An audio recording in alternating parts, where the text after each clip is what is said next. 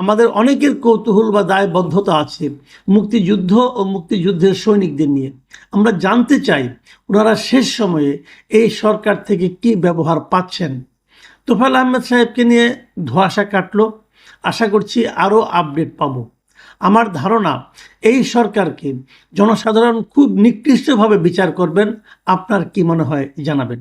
1 নম্বর হলো বীর মুক্তিযোদ্ধা ফজলুর রহমান, 2 নম্বর হলো সাংবাদিক মাসুদ কামাল ভাই, 3 নম্বর হলো আনিস আলমগীর ভাই, 4 নম্বর হলো রুমিন ফারহানা আপা, 5 নম্বর হলো এম এ আজিজ ভাই, 6 নম্বর আব্দুল নূর তুষার ভাই, 7 নম্বর হলো গোলাম মাওলা রনি ভাই, 8 নম্বর হলো বঙ্গবীর কাদের সিদ্দিকী এবং 9 নম্বর হলো নীলুফার চৌধুরী আপা এবং 10 নম্বর হলো দক্ষিণ কোরিয়ার নাহিন ভাই।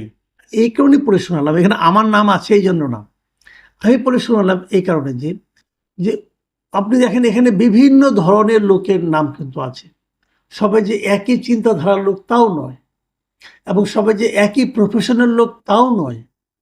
কিন্তু একজন মানুষের মনে কত কিছু চলে যে উনি একই সঙ্গে মানে নীলুফার চৌধুরী মনি আপাকেও পছন্দ করতে পারেন, আবার সে সঙ্গে বঙ্গবীর কাদের সিদ্দিকীকেও পছন্দ করতে পারেন, এরা আবার রুমিন ফারহানাকেও পছন্দ করতে পারেন। বিভিন্ন রাজনৈতিক দল কিন্তু এখানে আছে, ফজলুর রহমান সাহেবও আছে কিন্তু।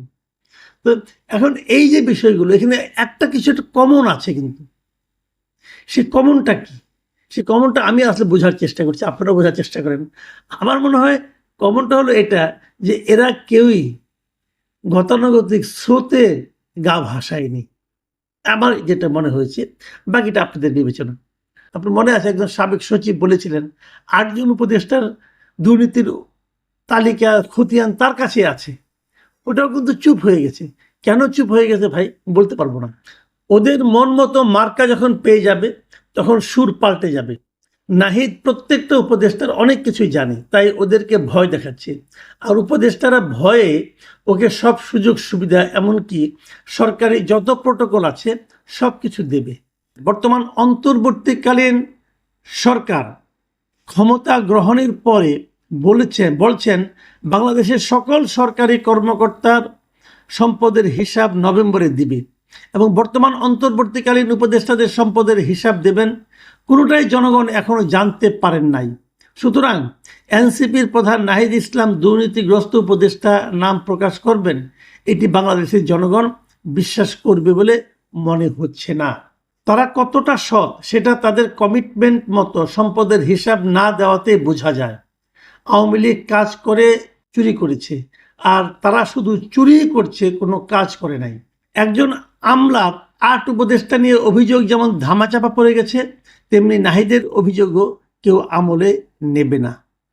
উপদেষ্টা ও সরকারের গুরুত্বপূর্ণ দায়িত্বে থাকা দ্বৈত নাগরিকদের পাসপোর্ট জমা নিতে হবে এবং তাদের কর্মকাণ্ড চুলচেরা বিশ্লেষণের পর তাদের পাসপোর্ট ফেরত দিতে হবে।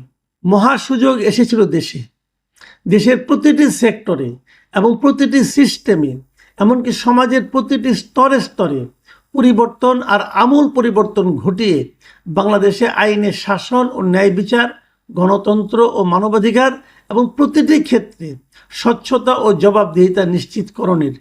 কিন্তু আমরা হতাশ যে আমরা একটা সুযোগ পেয়েছিলাম, সেই সুযোগটা আমরা কয়েকজন মানুষের ব্যক্তিগত লোভ লালসার কারণে হারালাম এবং তাদের ব্যক্তিগত মূর্খতার কারণে আমি বলবো। নির্বাচন দেরিতে হলে কারা লাভবান? সংস্কার আর জাতীয় ঐকমত্য যে সোনার পাথর বাটি, এটা 1 বছর আগেই বুঝেছিলাম। তবে সবাইকে সংস্কার মেনিয়া এমনভাবে পেয়েছিল যে কারো কাছেই কথা বলে সমর্থন পাইনি। নির্বাচনে বিরোধিতা করাই যেন আদর্শ হয়ে গিয়েছিল। তোফায়েল আহমেদ এই দেশের শ্রেষ্ঠ বীরদের মধ্যে একজন। আল্লাহ, তুই এই লোকটার জানা যায় আমাকে অংশগ্রহণ করার সুযোগ দিও আল্লাহ। ভাই, মানুষের এই যে ফিলিংসগুলো, মানুষের এই যে আবেগগুলো, তোফায়েল আহমেদকে ওনাকে 2 বেলা খাওয়াইছেন? খাওয়ার নাই তো। ওনার এই ফিলিংসটা কি মিথ্যা? এখন এই যে আবেগ, এই যে অনুভূতি, এগুলোকে সম্মান জানানোই কিন্তু রাষ্ট্রের কাজ। সম্মানিত ব্যক্তিকে অসম্মানিত করা যেন এখন গর্বের বিষয়ে পরিণত হয়েছে। রাষ্ট্র যেন এর থেকে পিছিয়ে নেই। এই কালচার রাজনীতির জন্য, সমাজের জন্য, দেশের জন্য সুখকর নয়। এসব ঘটনা ঘৃণিত এবং ন্যক্কারজনক ইতিহাসে ফিরে আসে।